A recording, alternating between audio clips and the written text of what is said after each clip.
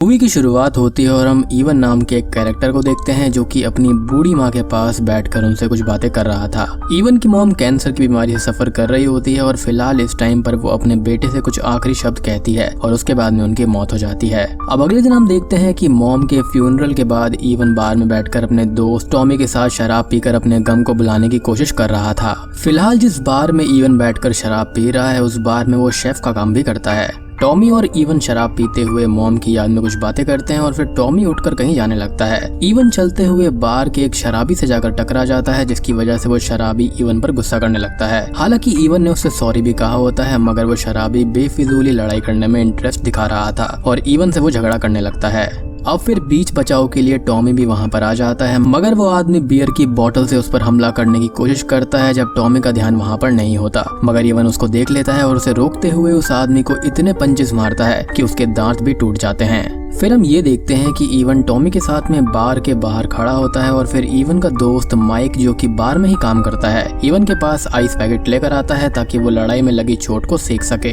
फिर माइक ये बताता है कि इस लड़ाई की वजह से बार के ओनर तुमसे बहुत ही ज्यादा गुस्सा हैं और उन्होंने तुमको काम से निकाल दिया है। इवन फिलहाल जिस सिचुएशन में है वो जॉबलेस नहीं होना चाहता, इसलिए वो माइक को ओनर से बात करने के लिए बोलता है। फिर माइक ये कहता है कि अभी तुम्हारी दिमागी हालत ठीक नहीं है और तुम कुछ टाइम का रेस्ट ले लो और जब माहौल ठंडा हो जाएगा तो वो ओनर से बात कर लेगा और उसको उसकी जॉब वापस मिल जाएगी, मगर इसके लिए उसको थोड़ा सा वक्त चाहिए। फिर इवन और थॉमस वहाँ से चले जाते हैं और हम ये देखते हैं कि उनके पीछे एक कार निगरानी रखते हुए धीरे धीरे आती है। इवन और थॉमस घर पहुंचकर आपस में बात कर रहे होते हैं कि तभी वो कार उनके पास में आती है और उसके अंदर कोई और नहीं बल्कि वही शराबी आदमी होता है। वो आदमी इवन से ये कहता है कि उसने उसका घर देख लिया है और वो इस चीज का बदला जरूर लेगा और वो ये धमकी देकर वहाँ से चला जाता है। अब अगले दिन हम ये देखते हैं कि जब इवन सोकर उठता है तो उसके गेट पर एक शेरिफ आया होता है और वो बार बार गेट खटखटाता है लेकिन इवन अंदर से कोई भी रेस्पॉन्स नहीं देता। तो शेरिफ को ये लगता है कि घर के अंदर कोई भी नहीं है और वो वहाँ से चला जाता है। इवन समझ जाता है कि शायद कल रात वाली लड़ाई की वजह से वो शेरिफ यहाँ पर आया होगा और अब वो कोर्ट केस में फंसना नहीं चाहता था।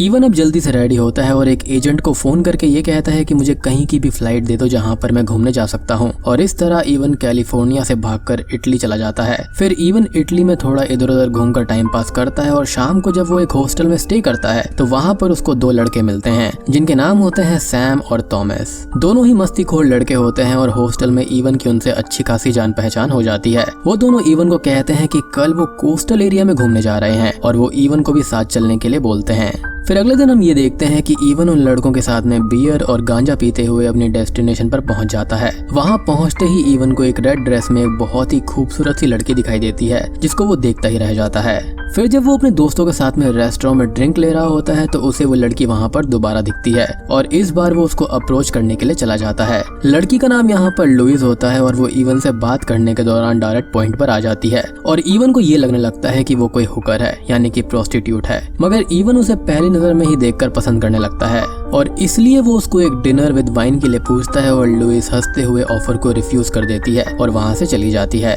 अब अगले दिन हम ये देखते हैं कि सैम और थॉमस अपने अगले डेस्टिनेशन पर निकल जाते हैं और इवन उसी टाउन में रहकर कुछ और दिन बिताने का प्लान करता है। फिर इवन टाउन के एक फार्म में जाता है जहाँ पर उसे फ्री में रूम मिल जाएगा लेकिन बदले में उसको वहाँ पर काम करना होगा। इवन फार्म में स्टे कर लेता है और फिर टाउन को एक्सप्लोर करने के लिए निकल जाता है और टाउन के अंदर फिर से उसे लुइस मिल जाती है। इवन अब लुइस के सामने डायलॉग मारते हुए उससे बात करने की कोशिश करता है और उसको एक डिनर विद वाइन के लिए फिर से पूछता है, जिसके बाद में बात करते करते वो दोनों पूरा एक दिन साथ बिताते हैं और आखिर में लुइस इवन के साथ में डिनर विद वाइन के लिए मान जाती है और डिनर के बाद में आज की रात ये दोनों एक साथ बिताते हैं और इंटीमेट भी हो जाते हैं। अब इंटीमेट होने के दौरान इवन प्रोटेक्शन यूज करने वाला होता है लेकिन लुइस प्रोटेक्शन को फेंक देती है जो कि काफी स्ट्रेंज होता है। अब फिर रात में ही हम लुइस का एक खतरनाक रूप देखते हैं जिसमें इवन तो सो रहा होता है मगर हम लुइस को बहुत ही बेचैन सी फीलिंग में देख पाते हैं और एकदम से ही वो किसी वैम्पायर की तरह बन जाती है और वहाँ से भाग जाती है। अब लुइस बाहर सड़क पर बिना कपड़ों के ही चल रही होती है और उसकी बॉडी भी डिसफिगर्ड होने लगती है।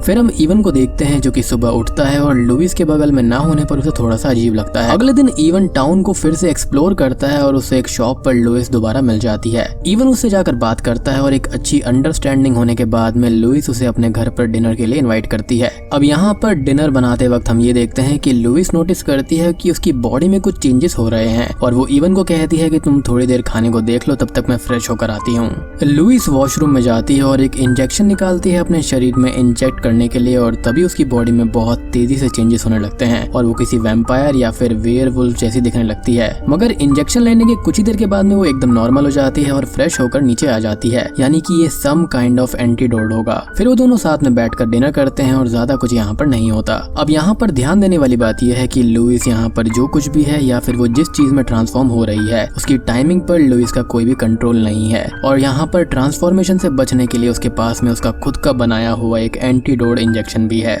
फिर नेक्स्ट डे हम लुइस को अपने काम पर देखते हैं और उसका पेशेंट लुइस से ये कहता है कि यहाँ पर बहुत स्मेल आ रही है और उस आदमी के जाने के बाद में लुइस खुद को जब चेक करती है तो पता चलता है कि उसकी बॉडी फिर से ट्रांसफॉर्म हो रही थी और वो जल्दी से वहाँ से भाग जाती है और खंडर में आ जाती है और अपने साथ वो 2 रैबिट्स और एक ग्लास को भी लेकर आती है। यहाँ पर हम देखते हैं कि लुइस अपने सारे कपड़े उतार देती है और एक रैबिट को मारकर उसका ब्लड ग्लास में भर लेती है। फिर वो एक बुक के अंदर से कुछ ड्रॉइंग्स को देखकर रैबिट ब्लड से उन्हें दीवार पर बनाती है। अब ये सब देखकर हमको ये पता चल जाता है कि लुइस यहाँ पर some kind of black magic perform कर रही है, जिसके कुछ ही देर के बाद में लुइस की जो बॉडी ट्रांसफॉर्मेशन होती है वो डेड स्किन की तरह पील होकर उसकी बॉडी से अलग होने लगती है, जो कि देखने में थोड़ा सा अगली भी लगता है। जैसे कि स्नेक होते हैं ना, वो अपनी बॉडी से अपनी स्किन को शेड करते हैं, बिल्कुल उसी तरह से। फिर हम लुइस और इवन को फिर से कुछ टाइम घूमते और मस्ती करते हुए देखते हैं और एक शाम जब दोनों डिनर कर रहे होते हैं तो लुइस की बॉडी के अंदर फिर से ट्रांसफॉर्मेशन होने लगती है। लुइस जल्दी से इवन को गुड बाय कहकर वहां से भागती है, मगर घर पहुंचने से पहले ही लुइस की बॉडी काफी ज्यादा ट्रांसफॉर्म हो चुकी थी और वो एक गली में शांति से खड़ी हो जाती है। फिर वहां पर एक टूरिस्ट आता है और उसे लगता है कि लुइस यहाँ पर कोई प्रोस्टिट्यूट है, जिसके बाद में वो उसके पास में जाने लगता है और जैसे ही वो लुइस को हाथ लगाता है लुइस उस पर अटैक कर देती है और यहाँ पर लुइस का चेहरा और बॉडी बिल्कुल ही किसी डिफरेंट क्रीचर जैसी होती है और यहाँ पर लुइस की एक बहुत ही लंबी सी जानलेवा टेल भी थी। अब सीन चेंज होता है और अगले दिन हम उस टूरिस्ट की डेड बॉडी को समुद्र के किनारे देखते हैं और जब इवन शाम को लुइस के घर जाता है तो आज लुइस इवन के अंदर कोई भी इंटरेस्ट नहीं दिखाती और उसे कहती है कि तुम एक टूरिस्ट हो और तुम यहाँ कुछ दिन के लिए आए हो और फिर हम दोनों ने एक साथ मजे किए, मगर अब बात खत्म और रिश्ता भी खत्म। ये कहकर लुइस इवन को वापस भेज देती है, बट अब बात इतनी सिंपल नहीं थी। इवन को यहाँ पर लुइस से प्यार हो गया था और वो भी सच्चा वाला, इसलिए वो लुइस को मनाने के लिए अगली शाम फिर से उसके घर पर जाता है और देखता है कि घर के अंदर कुछ अजीब सी हलचल हो रही है। फिर इवन गेट तोड़कर अंदर घुसता है और देखता है कि लुइस जमीन पर ही गिरी हुई है और उसकी बॉडी अब किसी जायंट सी मॉन्स्टर जैसी दिख रही थी। लुइस अब इवन को जमीन पर गिरे हुए एक इंजेक्शन की तरफ इशारा करती है और इवन जल्दी से उस इंजेक्शन को उठाकर लुइस के अंदर इंजेक्ट कर देता है, जिसके थोड़ी देर बाद लुइस की पूरी बॉडी पर जो भी एक्स्ट्रा पार्ट ट्रांसफॉर्म हुए थे वो पील होकर निकल जाते हैं। अब ये सब देखने के बाद में इवन यहाँ पर बहुत ही ज्यादा कंफ्यूज्ड और बहुत ही ज्यादा डरा हुआ सा हो जाता है। अब इवन वहाँ से निकल जाता है और लुइस भी उसके पीछे पीछे आती है और उसे सभी कुछ समझाने की कोशिश करती है। लुइस ये बताती है कि वो अभी भी एक इंसान है, मगर साथ ही साथ उसके अंदर कुछ सुपर नेचुरल एबिलिटीज भी हैं, जिसकी वजह से वो 2000 सालों से जिंदा है। जी हाँ, यानी कि उसकी उम्र यहाँ पर 2000 साल से भी ज्यादा है। फिर वो ये बताती है कि हर 20 साल के बाद स्प्रिंग के मौसम में उसकी बॉडी में कुछ ट्रांसफॉर्मेशन होने लगती है और उसी टाइम किसी मेल के साथ में इंटीमेट होकर वो अपने आप को प्रेग्नेंट करना चाहती है, जिसके बाद में उसके अंदर जो फीटस होता है यानी कि अनबॉर्न बेबी होता है वो उस पर फीड करती है। बेसिकली उसके पेट में जो नन्ही सी जान पल रही होती है वो उसको कंज्यूम कर कर अपनी उम्र को बढ़ाती है, जिसकी वजह से वो 2000 सालों के बाद भी अभी तक बूढ़ी नहीं हुई है और वो हमेशा ही 20 साल की दिखती है। खैर ये सब जानने के बाद में इवन शॉक्ड हो जाता है और लुइस से ये कहता है कि मैं तुम्हें अब चाहने लगा हूँ और क्या तुम्हें ठीक करने का कोई रास्ता नहीं है। तभी लुइस एक बात बताती है कि जब भी वो किसी से प्यार करती है तो उसकी बॉडी में एक केमिकल जनरेट होता है जो कि उसकी सुपर नेचुरल एबिलिटी को खत्म करने लगता है और अगर उसने प्रेग्नेंट होने के बाद में किसी से प्यार कर लिया तो वो अपनी सुपर नेचुरल एबिलिटी को खो देगी और बच्चे को जन्म देगी और नॉर्मल मॉर्टल यानी कि इंसान बन जाएगी। और यही रीजन है कि वो किसी से प्यार के चक्कर में नहीं पड़ती, क्योंकि वो इमॉर्टल रहना चाहती है। और यहाँ पर जो उसके पास में वो इंजेक्शन यानी कि एंटीडोट है वो उसने खुद ही बनाया है, जिसकी वजह से वो इस स्प्रिंग सीजन में खुद को बिल्कुल नॉर्मल रख पाती है। अब फिर इवन यहाँ पर लुइस से अपने प्यार का इजहार करते हुए उसे बताता है कि मॉर्टल होने के अपने फायदे हैं और वो कहता है कि मुझे पता है कि तुम भी मुझे चाहती हो और इसलिए ही वो इस बार इमॉर्टैलिटी या फिर उसमें से किसी एक को चुने। पहले तो लुइस यहाँ पर मना कर देती है, फिर इवन ये कहता है कि अगर वो उसके साथ में बस अगले 24 घंटे बिता लेगी तो उसको उससे प्यार हो जाएगा और अगर ऐसा नहीं हुआ तो वो यहाँ से हमेशा के लिए चला जाएगा। लुइस ये कहती है कि ये इतना आसान नहीं है क्योंकि ट्रांसफॉर्मेशन के दौरान वो मॉन्स्टर बन जाती है और वो उसकी जान भी ले सकती है। अब इवन ये रिस्क लेने के लिए राजी हो जाता है और फिर ये दोनों पोम्पे के वोल्केनो के पास में जाते हैं जहाँ पर 2000 साल पहले वोल्केनो के फटने से पहले लुइस का जन्म हुआ था। लुइस यहाँ पर इवन को वो घर दिखाती है जिसमें उसका जन्म हुआ था और साथ ही अपने मॉम डैड की बॉडीज को भी दिखाती है जो कि वोल्केनो के फटने के बाद में वहाँ पर मारे गए थे और वहाँ पर पत्थर की तरह बिल्कुल रखे हुए थे।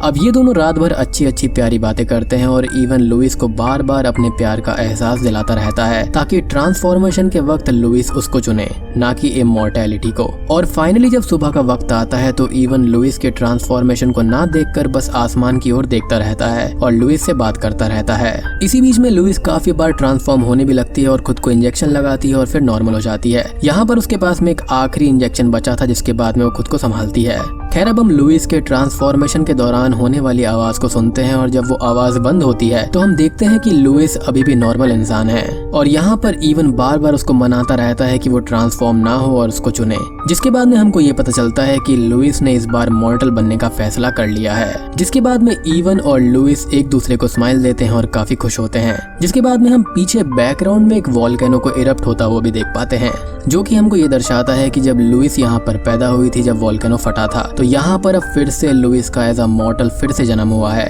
अब इवन यहाँ पर लुइस को देखकर काफी खुश होता है कि उसका प्यार जीत गया है। साथ में ये मूवी यहीं पर खत्म हो जाती है। तो दोस्तों ये थी स्प्रिंग 2014 मूवी की कहानी का। तो वीडियो पसंद आई हो तो लाइक कर देना, चैनल पर नए हैं तो सब्सक्राइब कर लीजिए। तो